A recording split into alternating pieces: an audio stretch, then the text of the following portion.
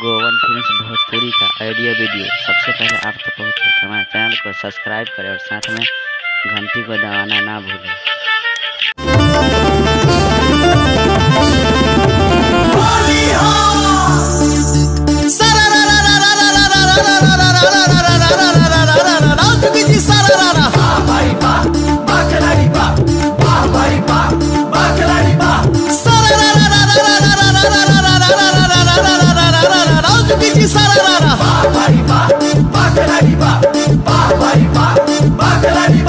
होली में साराम आइल बाड़े छोटकी बहनियों ले आइल बाड़े बोला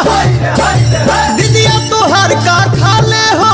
दिनों प दिन सुघरा ले हो दीदिया तोहर का खा ले हो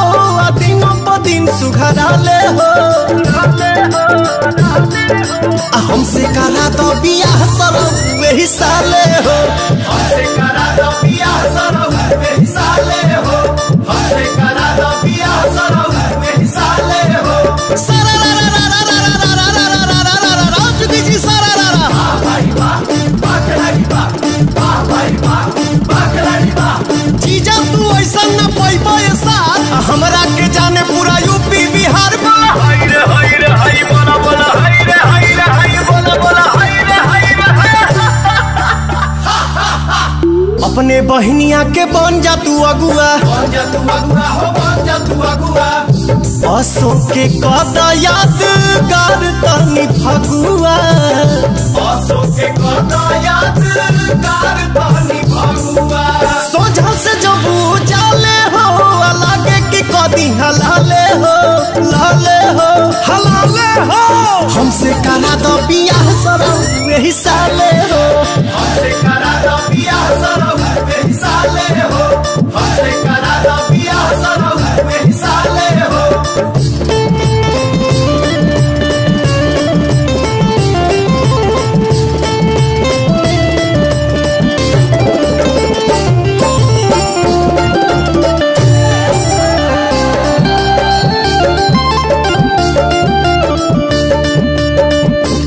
सुना ढेर दिन पहन जे रखबा कुआर खेते में भाग जाई लेके सियारे बाटे तैयार बड़े आबे छे कालो रानू मधुकार से तू बात पटियाला रानू मधुकार से तू बात पटियाला परिहे जे पवन के पाले हो जाइए से जैसा लाले हो आंगन में चोप गड़वा ले हो हमसे करा दो बियाह सरो वही साले हो हमसे करा दो